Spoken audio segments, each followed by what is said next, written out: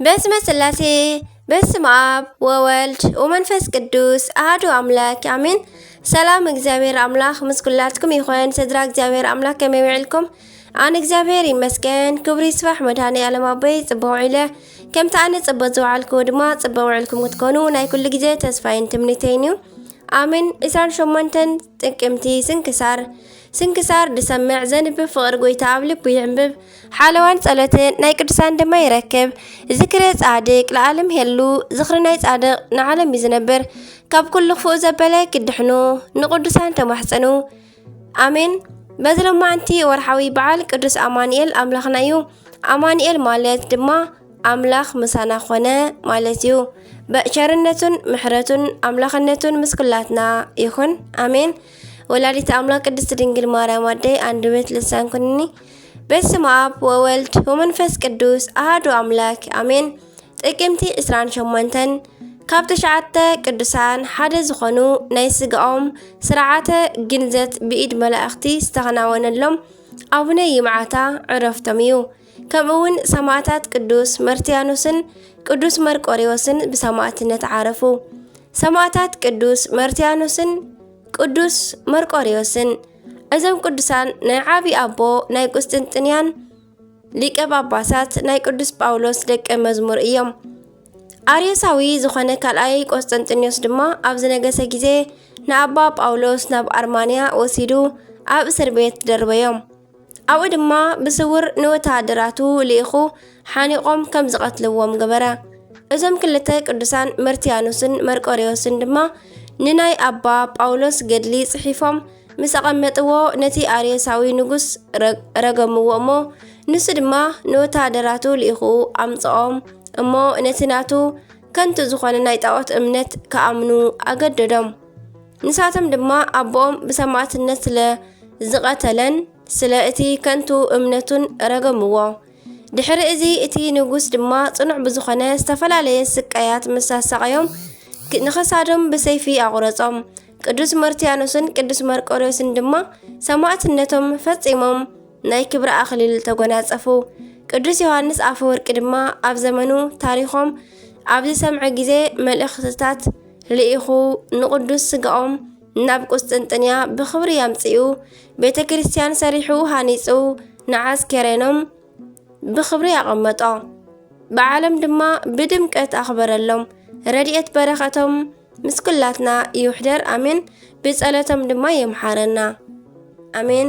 ከምኡውን አቡነ ይምዓታ ካብ 9 ቅዱሳን ሓደ ዝኾኑ። አቡነ ይምዓታ ካብ ውሽጢ 9 ቅዱሳን ሓደ እዮም። ብጣዕሚ ኣገራሚ ቤተ መቕደሶም ትግራይ ገርዓልታ ፍሉይ ስሙ ድማ ጎሕ ተባሂሉ ኣብ ጽዋዕ ኣከባቢ ይርከብ። ነቲ ቤተ መቕደስ ንሰማይ ከም ዓንዲ ደጊፎም ዝሓዙ ዝመስሉ ኣብ መንጎ ብጣዕሚ ነዋሕቲ ጎቦታት ብሓደ ጫፍ ይርከብ። እቲ ቤተ መቕደስ ካብቲ ልዕሊ ባሕሪ ወለል ብ2300 ሜትሮ ልዒሉ ዝርከብ እኳ እንተኾነ እቲ ቤተ መቕደስ ዘሎ ናይቲ ጎቦ ንውሓትን ንበይኑ 300 ሜትሮ እዩ። ናብቲ ኣፍ ደገ ቤተ መቕደስ ንምብጻሕ ብጭንቅን ብፍርሓትን ኮይንካ ነቲ ጎቦ ከም ህበይ ብኢድ እንዳተፈሓኽካ ምውፃእ ይጽበየካ። እዚ ቤተ መቕደስ ብጣዕሚ እቲ ዘደንቕ ብተፈጥራዊ ኣቀማምጥኡ ጥራይ ኣይኮነን። ኣብ ውሽጡ ዘለው ናይ መንደቕ ኣሳእል ድማ ኣብ 15ተ ክፍለ ዘመን ዝተሳእሉ ብጣዕሚ ድንቅን ጥንታውን እዮም። ስለዚ ናይ ኣቡነ ይምዓታ ብጣዕሚ ኣደናቂ ቤተ መቕደስ ገድሊ ኣቡነ ኣረጋዊ ብሞት ኣብ ዝዓረፉ ግዜ ናይ ስጋኦም ስርዓተ ግንዘት ብኢደ መላእኽቲ እዩ ተኸናዊኑ።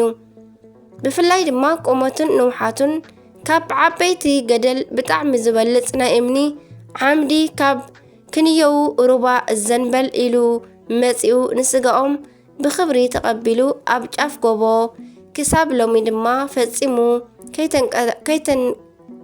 ከይተናቐነቐን ከይተናወፀን ቀጢሉ ቆይሙ ይርከብ ብማለት ይገልጽ። ናይ ኣቡነ ይምዓታ ረድኤት በረኸቶም ይሕደረና ብጸሎቶም ይምሓረና አሜን። ንምስላሙ ገዳሞም ድማ የብቅዐና አሜን።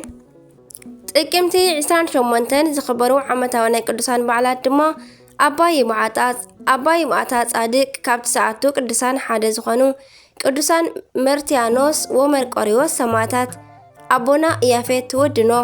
ወርሓዊ በዓላት ድማ ኣማኑኤል ሩሩህ ኣምላኽና፣ ኣምላኽ ምሳና ኾነ፣ ቅዱሳን ኣበው አብርሃም ይስሐቅ ያዕቆብን፣ ቅዱስ እንድራኒቆስን ሰበይቱ ቅድስቲ አትናስያን፣ ቅድስቲ ዓመተ ክርስቶስ፣ ቅዱስ ቴዎድሮስ ሮማዊ ሰማዕት፣ ቅዱስ አባዲርን ቅድስቲ ኢራንን ይበሃሉ። በረኸቶም ይሕደረና ካብ ፍቕሪ ቅዱሳን ኣይፍለየና ኣሜን። ዝወደቐ ዝነጠበ ኩሉ ብኣፈ ቅዱሳን ትጓን መላእክቲ ተኣረመለይ ኣሜን ወኣሜን ወለኩሎም መላእክቲ ሰማይ አቡነ ዘበሰማያት ይትቀደስ ስምከ ትምጻእ መንግሥትከ ወይኩን ፈቃድከ በከመ በሰማይ ከማሁ በምድር ሲሳየነ ዘለለ ዕለትነ ሀበኒ ዮም ህድግ ለና አበሳነ ወጀጋየነ ከመ ንሕነኒ ንህድግ ለዘአበሰለነ ኢታብአነ እግዚኦ መንሰት አላ ቲነነ ወባልሃነ እንኩሉ እኩስ መዚአከ የቲ መንግስት ኃይሉ ስብሐት ለዓለመ ዓለም አሜን።